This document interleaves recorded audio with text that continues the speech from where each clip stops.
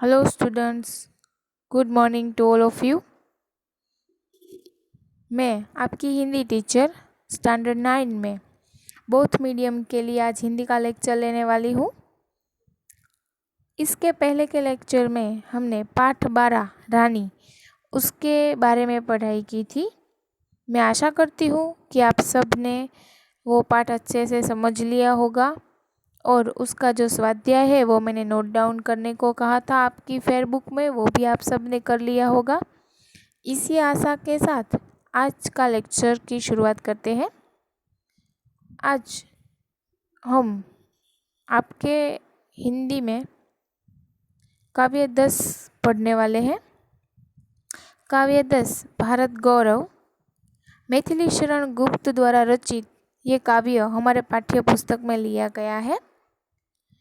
लेखक मैथिली शरण गुप्त की जो भारत भारती नाम की एक साहित्य पुस्तक है, जो साहित्य कथा की जो पुस्तक है, उसमें से एक भाग रूप भारत गौरव हमारे पाठ्य पुस्तक में लिया गया है। उसका एक छोटा सा अंश है भारत गौरव, वो हमारे पाठ्य पुस्तक में लिया गया है। मैं आपको अब मैथिली शरण गुप्त जो लेखक है उसके बारे में थोड़ा बता देती हूँ। मैथिली शरण गुप्त, उनका जन्म सन 1886 और उनका निधन सन 1964 में हुआ था। मैथिली शरण गुप्त का जन्म झांसी जिले के चिरगांव में हुआ था। बालावस्था में ही कविता में उनकी रुचि थी। उनकी प्रारंभिक रचनाएं हिंदी की पत्रिका सरस्वती में प्रकाशित हुई। महावीर प्रसाद द्विवेदी के प्रोत्साहन ने उनके कवि व्यक्तित्व का परिष्कार कर दिया। राम भक्ति में सराबोर पारिवारिक संस्कारों ने इन्हें राम काव्य लिखने के लिए प्रोत्साहित किया और तत्कालीन राष्ट्रीय परिस्थितियों से प्रभावित होकर उनकी कविताओं में राष्ट्रीय चेतना और संवेदन गौरव की गूंज सुनाई देने लगी। इसी कारण ये राष्ट्र कवि के संबोधन से प्रसिद्ध हुए। भारत भारती, साकेत, पंचवटी, यशोधरा, विष्णुप्रिया आदि इनकी प्रमुख रचनाएं हैं। हिंदी साहित्य एवं शिक्षा के क्षेत्रों में अनूप योगदान के कारण इन्हें 1954 में पद्म विभूषण की उपाधि से अलंकृत किया गया था तथा राज्यसभा का सदस्य भी मनोनीत किया गया। देखिए, ये जो मैथिली शरण गुप्त है उनके बारे में थोड़ा सा इंट्रोडक्शन था। अब हम इस काव्य में क्या क्या विशेषताएं और इनका जो भावार्थ है वो इस पैराग्राफ में दिया गया है। प्रस्तुत काव्य भारत भारती से लिया गया है। मैंने आपको पहले ही बताया कि ये काव्य है जो भारत भारतीय नाम का जो साहित्य है उसमें से लिया गया है, जिसमें 3 खंड में देश का अतीत, वर्तमान और भविष्य चित्रित है। गुप्त जी ने भारत के अतीत का गौरवशाली चित्र प्रस्तुत किया है और इन्हीं विशेषताओं के आधार पर उसे विश्व के शिरोमणि पद पर प्रतिष्ठापित किया है। इस काव्य में कवि ने भारतीय सभ्यता और संस्कृति का गौरव गान किया है। इसके साथ साथ आर्यों के महान जीवन आदर्शों का भी चित्रण किया है। देखिए, इसमें कवि ने जो भारत का अतीत है, जो उसका पास्ट है, उसमें क्या क्या प्राचीनता है, क्या क्या विशेषता है, उसके बारे में प्रस्तुत काव्य में मैथिली शरण गुप्त जी ने हमें बताया है। तो अब हम काव्य की शुरुआत करते हैं। इस काव्य में भी कई ऐसे शब्द हैं जो बहुत कठिन है, तो अगर आप उसे नोट डाउन कर ले तो आपके लिए बहुत सरल होगा, आपको समझ में जल्दी आ जाएगा। इसीलिए आप सब लोग, मैं जैसे जैसे शब्द के अर्थ बताती जाऊँ उसको नोट डाउन कर लेना। देखिए, पहला ही शब्द है भूलोक। भूलोक का गौरव। भूलोक यानी कि पृथ्वी पर जो संसार बसा हुआ है उसे यहाँ भूलोक कहा गया है। भूलोक का गौरव, प्रकृति का पुण्य लीला स्थल कहाँ। भूलोक यानी कि पृथ्वी पर जो संसार बसा हुआ है उसका गौरव, और लीला स्थल, लीला स्थल यानी कि क्रीड़ा भूमि, क्रीड़ा भूमि यानी कि जो रमत गमत का स्थल होता है, जो स्थान होता है जहाँ पर कई खेल खेले जाते हैं, उस स्थल को लीला स्थल कहा गया है। प्रकृति का पुण्य लीला स्थल यानी कि जो भारत पे, यहाँ पृथ्वी पे जो सबसे अच्छा, सुंदर, रमणीय और पवित्र क्रीड़ा भूमि यानी कि खेल खेलने की भूमि कहाँ है, ऐसा लेखक सवाल पूछ रहे हैं। फैला मनोहर गिरी हिमालय।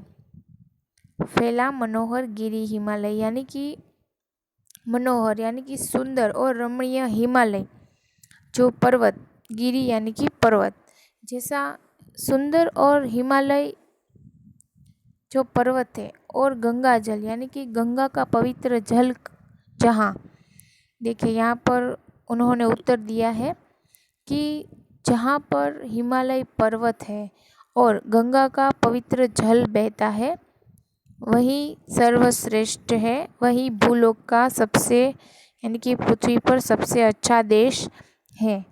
संपूर्ण देशों से अधिक किस देश का उत्कर्ष है?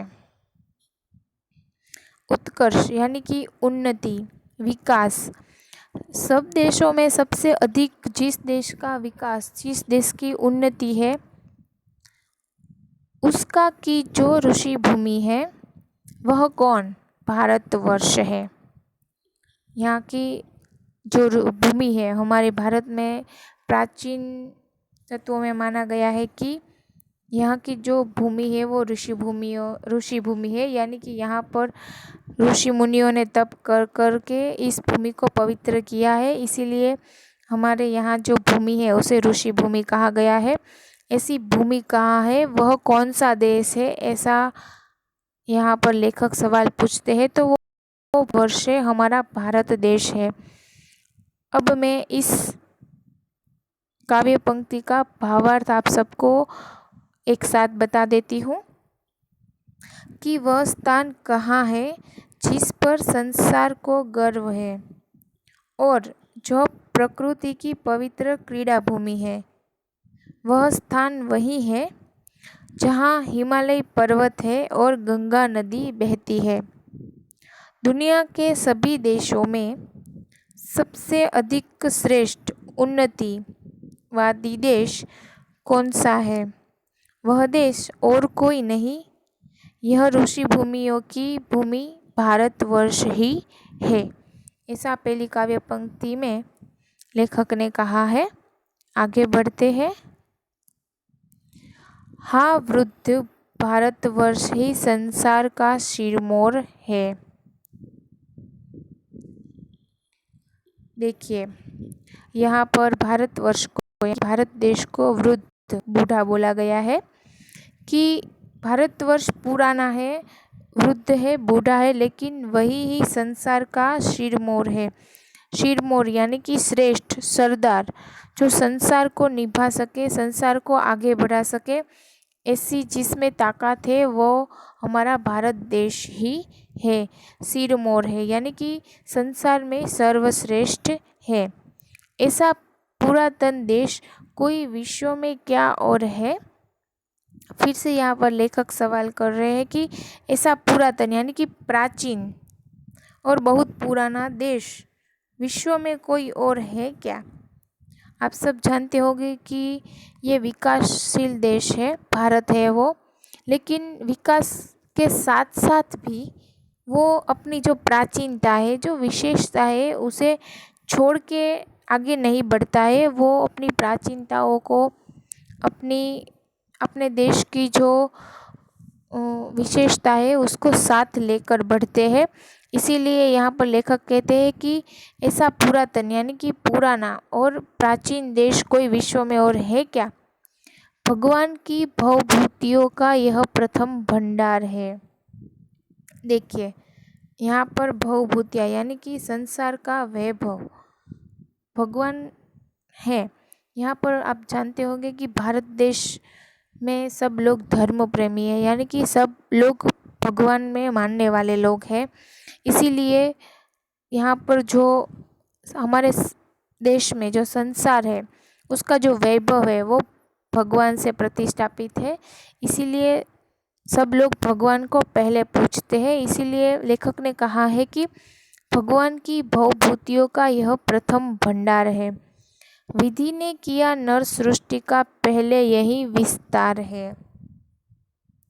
देखिए लेखक क्या कहना चाहता है कि विधि यानी कि जो संसार की रचना करने वाले हैं, जो ब्रह्मा, जिसने सृष्टि की रचना की है, जिसने पूरे संसार की पृथ्वी की रचना की है, ऐसे जो ब्रह्मा देव है उसने सबसे पहले जहाँ पर मानव का यानी कि इस संसार में सबसे पहले भारत देश में ही नर सृष्टि का सर्जन किया है, यानी कि मानव सृष्टि का विस्तार भी यहीं से किया है, ऐसा लेखक कहना चाहते हैं। हाँ, वृद्ध भारतवर्ष ही संसार का सिरमौर है, ऐसा पुरातन देश कोई विश्व में क्या और है। भगवान की भवभूतियों का यह प्रथम भंडार है। विधि ने किया नर सृष्टि का पहले यही विस्तार है। अब इस काव्य पंक्ति का मैं आपको भावार्थ बता देती हूँ, एक साथ बताती हूँ। हाँ, यही बूढ़ा भारतवर्ष संसार का सर्वश्रेष्ठ देश है। प्राचीन देशों में इसके मुकाबले कोई दूसरा देश हो ही नहीं सकता। भगवान ने संसार में वैभव के जो स्थान सबसे पहले बनाए, उनका प्रथम संग्रह इस देश में हुआ है। ब्रह्मा ने मानव सृष्टि का विस्तार भी यहीं से शुरू किया है, ऐसा लेखक दूसरी काव्य पंक्ति में कहना चाहते हैं। आगे बढ़ते हैं तीसरी काव्य पंक्ति की ओर। यह पुण्य भूमि प्रसिद्ध है, इसके निवासी आर्य है। यह पुण्य भूमि यानी कि भारत देश की जो पवित्र भूमि है, प्राचीन भूमि है, वो सबसे प्रसिद्ध है, यानी कि वो विख्यात है। सब इस भूमि को मानते हैं और जानते भी हैं। इसके निवासी आर्य है, यानी कि इसके जो सबसे पहले निवासी थे, यानी कि जब ब्रह्मदेव ने सृष्टि का सर्जन किया तो सबसे पहले जो भारत देश के निवासी थे, जिसका सर्जन ब्रह्मदेव ने किया था, वो आर्य लोग थे, यानी कि आर्य थे। हमारे भारत के सबसे प्राचीन लोग आर्य है, निवासी आर्य है। विद्या, कला, कौशल सबके जो प्रथम आचार्य है, यानी कि यहाँ पर लेखक का कहने का मतलब है कि जो आर्य थे, जो भारत के सबसे पहले निवासी थे, उनके पास विद्या, कला, कौशल वो उनके पास भरपूर था, उनको सब कुछ आता था, इसीलिए वो उनके आचार्य माने गए हैं। यानी कि उन्होंने ही सारे संसार को पहले विद्या और कला कौशल का ज्ञान दिया था।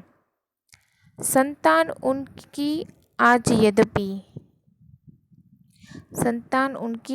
यद्यपि हम उद्योगति में पड़े। देखिए यहाँ पर लेखक कहना चाहते हैं कि अधोगति यानी कि अवनति, दयनीय दशा यानी कि बुरी हालत। हम लोग विकास की तरफ ऐसे बढ़ रहे हैं कि जो पहले हमारे निवासी थे, आर्य लोग थे, उन्होंने जो कला कौशल्य दिया था, उनको हम भूलकर उनकी जो संतानें हैं वो आज बुरी दिशा में यानी कि अवनति, अधोगति कर रही है।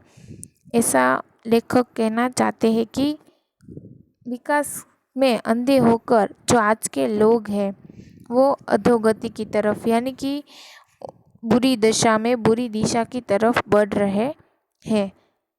पर चिन्ह उनकी उच्चता के आज भी कुछ है खड़े। देखिए फिर भी उनके जो महान चरित्र थे, उनके जो निशान है वो आज भी भारत में कई जगह मौजूद है, ऐसा लेखक कहना चाहते हैं कि जो हमारे आर्य थे, जो प्राचीन थे, जिन्होंने कला कौशल्य का स्थापना किया और उसका ज्ञान सबको दिया, लेकिन उनकी जो संतानें हैं वो आज बुरी दशा में अधोगति कर रही है, यानी कि वो उनकी जो हालत है वो दयनीय हो रही है, वो बुरी दिशा की तरफ बढ़ रहे हैं। लेकिन फिर भी हमारे भारत देश में जो महान व्यक्ति थे, जो महान चरित्र थे, उनके कुछ निशान आज भी मौजूद है, ऐसा कवि कहना चाहते हैं।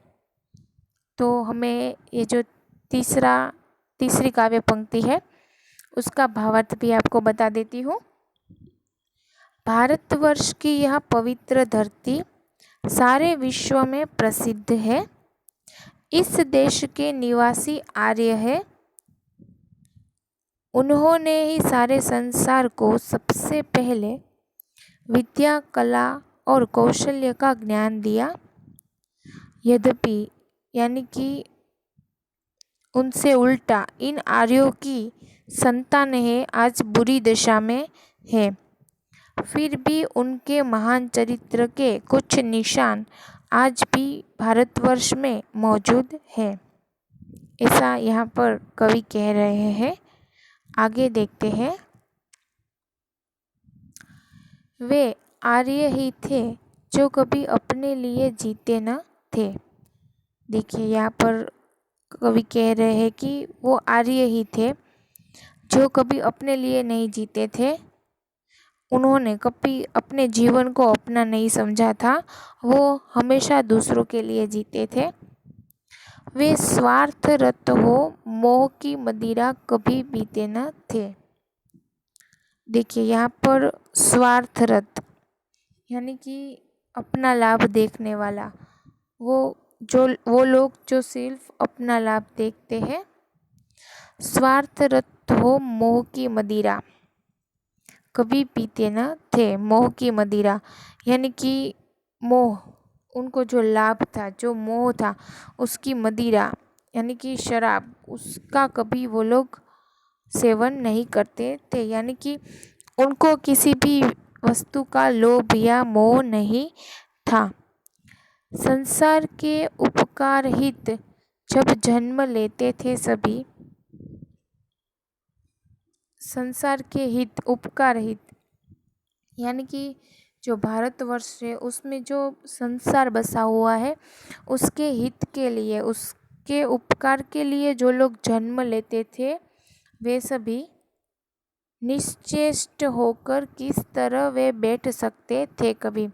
निश्चेष्ट यानी कि निष्क्रिय यानी कि कोई कार्य किए बिना, ऐसे ही खाली खाली कोई कार्य किए बिना वो लोग बैठते नहीं थे, ऐसा यहाँ पर लेखक कहना चाहते हैं कि वो लोग निष्क्रिय होकर, चिंता मुक्त होकर बैठ कैसे सकते थे।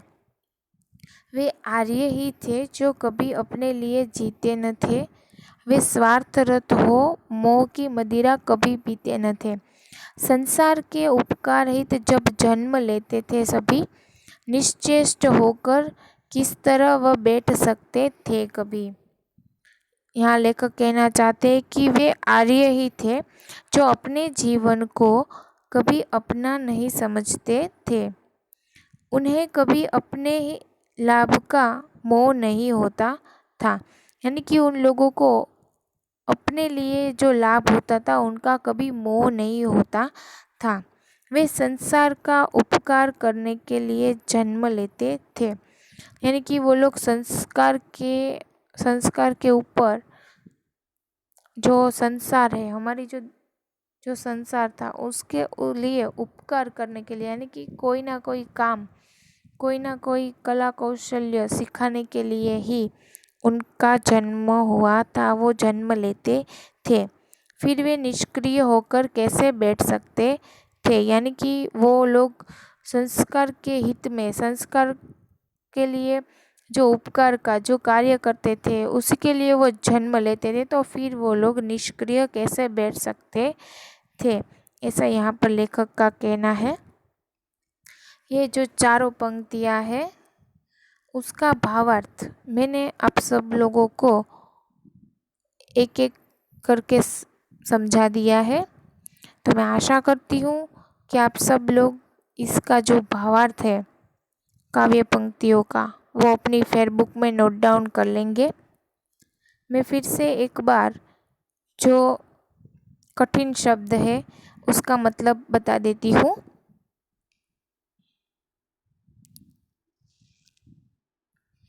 सबसे पहले भूलोक। भूलोक यानी कि पृथ्वी पर बसा हुआ संसार। बाद में है लीला स्थल। लीला स्थल यानी कि पवित्र क्रीड़ा भूमि। क्रीड़ा भूमि उसका मतलब भी मैंने बताया कि खेलने का स्थल, पवित्र क्रीड़ा भूमि। मनोहर। मनोहर का मतलब है मन को हरने वाला, सुंदर। देखिए यहाँ पर मनोहर वो एक शब्द समूह के लिए एक एक शब्द भी बन सकता है कि मन को हरने वाला, तो आप सबको लिखना पड़ेगा मनोहर, उसका मतलब हो सकता है सुंदर। उसके बाद गिरी। गिरी का मतलब है पर्वत, पहाड़। उसके बाद है उत्कर्ष। उत्कर्ष का मतलब उन्नति, विकास। उत्कर्ष का मतलब उन्नति। आगे देखते हैं सिरमौर। संसार का सिरमौर।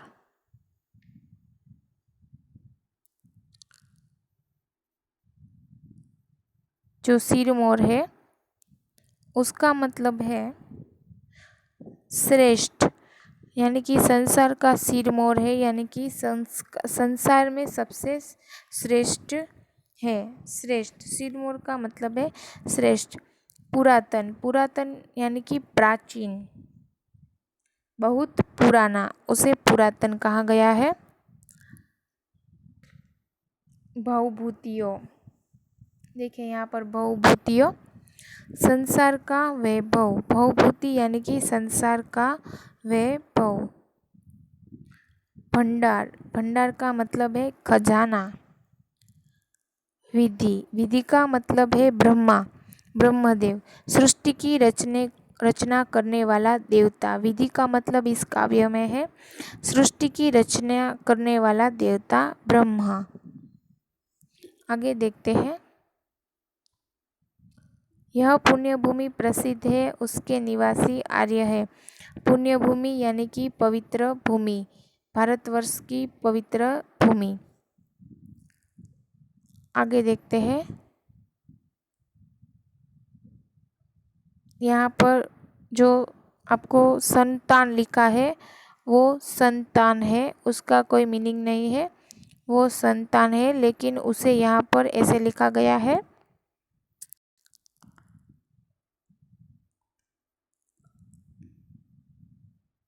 देखिए यहाँ पर चिन्ह उनकी उच्चता। उच्चता यानी कि महानता, श्रेष्ठता। उच्चता उसका मतलब होता है महानता, श्रेष्ठता। आगे देखते हैं स्वार्थरत। इस पैराग्राफ में स्वार्थरत यानी कि केवल अपना ही लोभ देखने वाला, केवल अपना ही लाभ देखने वाला। और उसके बाद जो है निश्चेष्ट। निश्चेष्ट यानी कि निष्क्रिय, चेष्टा रहित। इसके साथ मैंने आप सबको इस काव्य के जो कठिन शब्द है वो लिखवा दिए हैं। आज आपको होमवर्क में इस पाठ का जो स्वाध्याय है वो लिखना है। पहले मैंने आपको बताया कि मैंने जो काव्यों के साथ साथ आपको काव्य पंक्तियों का भावार्थ समझाया है, तो वो 4 पंक्तियों का भावार्थ नोट डाउन करके आपको इस पाठ का स्वाध्याय अपनी फेयर बुक में नोट डाउन करना है। उसमें पहला प्रश्न 1-2 वाक्य में उत्तर लिखिए है। भारत की प्रकृति का लीला स्थल, भारत को प्रकृति का लीला स्थल क्यों कहा है?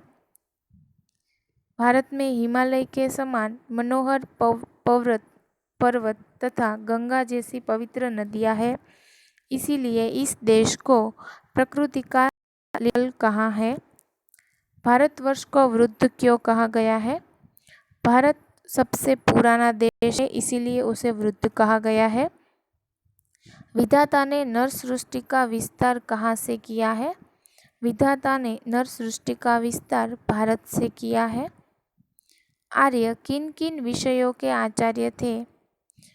आर्य सभी तरह की विद्याओं तथा कला कौशल में आचार्य थे। आर्यों की क्या विशेषताएं रही हैं? आर्य हमेशा स्वार्थ से अधिक परोपकार को महत्व देते हैं। वे मोह से दूर रहते हैं और निष्क्रिय रहना पसंद करते हैं। ये उनकी विशेषताएं है। उसके बाद 5 वाक्य में 2 उत्तर है, वो आप अपने तरीके से लिख सकते हैं। उसके बाद जो तीसरा प्रश्न है वो योग्य विकल्प द्वारा रिक्त स्थानों की पूर्ति कीजिए। उसमें पहला है, भारत को ऋषि भूमि कहा गया है। वृद्ध भारतवर्ष ही संसार का शिरमोर है। देखिए, पहले में ऋषि भूमि, दूसरे में शिरमोर। विधि ने नर सृष्टि का विस्तार यहीं से किया है। भारत के निवासी आर्य है। आर्यों की संतानों की आज अधोगति हो गई है। ये 5 रिक्त स्थानों की पूर्ति कीजिए। उसके बाद यहाँ पर क विभाग को ख विभाग से उचित रूप में जोड़ना है। वृद्ध भारतवर्ष ही संसार का सिरमौर है। आपको जो पहला है वो तीसरे से जोड़ना होगा। वृद्ध भारतवर्ष ही संसार का सिरमौर है। विद्या कला कौशल्य के प्रथम आचार्य आर्य है, यानी कि जो पहला है दूसरा है उसको छठे के साथ जोड़ना है। प्रथम आचार्य आर्य है। संपूर्ण देशों से अधिक भारत का उत्कर्ष है। संपूर्ण देशों से अधिक भारत का उत्कर्ष है। भगवान की भवभूति का यह प्रथम भंडार है। भारत जैसा पुरातन देश दुनिया में कोई दूसरा नहीं है। और लास्ट, भारत के निवासी आर्य है। भारत के निवासी आर्य है। उसके बाद भाव स्पष्ट कीजिए। आपको ये दोनों वाक्य जो दिए गए हैं उसके भाव स्पष्ट कीजिए। ऐसा कहा गया है, वृद्ध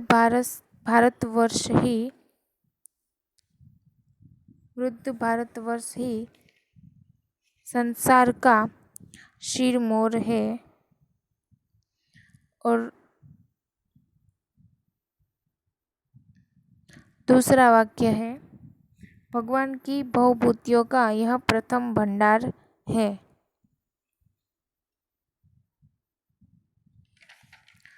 देखिए, ये दोनों वाक्य है वो आपको जो तीन चार वाक्यों में उसका भाव स्पष्ट करना है। और उसके बाद शब्दों के विरुद्धार्थी शब्द लिखिए। शब्दों के विरुद्धार्थी शब्द लिखिए। अधोगति, उसका विरुद्धार्थी है ऊर्ध्वगति। ऊर्ध्वगति, अधोगति का विरोधार्थी है ऊर्ध्वगति। वृद्ध का विरोधार्थी है युवा। उसके बाद है पुरातन। पुरातन यानी कि प्राचीन।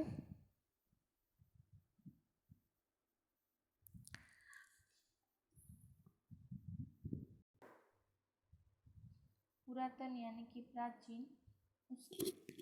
उसका समानार्थी शब्द है नूतन। फिर प्रथम का विरोधार्थी होता है अंतिम। विस्तार का विरोधार्थी शब्द है संकुचन। पुण्य भूमि का विरोधार्थी शब्द है पाप भूमि। पाप भूमि। उत्कर्ष का विरोधार्थी शब्द है अपकर्ष। उत्कर्ष का विरोधार्थी शब्द है अपकर्ष। उच्च, उसका विरोधार्थी शब्द है निम्न। निम्न। उच्च का विरोधार्थी शब्द है निम्न। और उसके बाद शब्दों के पर्यायवाची शब्द लिखिए। हिमालय, तो उसका पर्यायवाची है हिमगिरी। हिमगिरी। दूसरा है गंगा, तो भागीरथी। तीसरा है गिरी, उसका समानार्थी शब्द है पर्वत। भूमि यानी कि धरा, उसका समानार्थी शब्द है धरा। विश्व, उसका शब्द पर्यायवाची है संसार। और लास्ट मदिरा। मदिरा का पर्यायवाची शब्द है शराब। तो इसके साथ मैंने आपको स्वाध्याय के सब प्रश्न है वो भी सॉल्व करा दिए। और कोई भी डाउट हो तो मुझे प्लीज़ नोट डाउन करा देना। Thank you. Bye bye.